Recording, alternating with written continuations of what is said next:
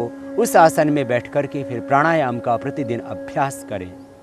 प्राणायाम के करने से समस्त शारीरिक रोग दूर होंगे, मानसिक व्याधियों से छुटकारा मिलेगा और हम आत्मस्थ होकर के, स्थित प्रज्ञ होकर के अपने ही आत्मा में उस विश्वात्मा को देख पाएंगे, जान पाएंगे, अनुभव कर पाएंगे। तो सबसे पहले बैठे हम सिद्धासन, सुखासन या पद्मासन में। बाएं पैर की एड़ी को सीवनी नाड़ी से लगा करके दाहिने पैर की एड़ी को बाएं पैर की एड़ी के ऊपर, पंजा एक दूसरी पिंडली और जंघा के बीच में, दोनों घुटने जमीन पर और दोनों हाथ घुटनों के ऊपर, 3 अंगुलियां खुली हुई और पहली अंगुली और अंगुष्ठ इनके अग्रभाग आपस में मिले हुए, यह ध्यान मुद्रा, ज्ञान मुद्रा है। इस ज्ञान मुद्रा या ध्यान मुद्रा में बैठ करके आप प्राणायाम का अभ्यास करें।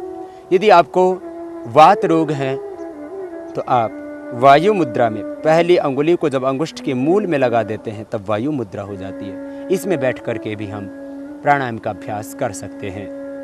और सिद्धासन के अतिरिक्त आप पद्मासन में दाहिने पैर को उठा करके बाएं जंघा पर रख देना और बाएं पैर को उठा करके उसके पंजे को दाएं जंघा पर रख देना, और संभव हो कि दोनों पैर की एड़ियां नाभि के दोनों ओर लग जाएं तो यह हो जाता है पद्मासन।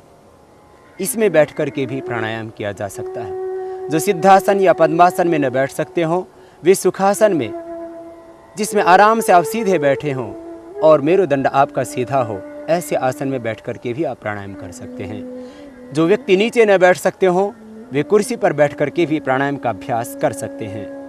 और अब करते हैं हम प्राणायाम की प्रक्रिया में सबसे पहले भस्त्रिका प्राणायाम।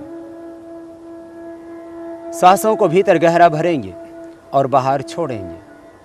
प्रसन्नता से, आनंद से, शांत चित्त होकर के धैर्य से सांसों को भीतर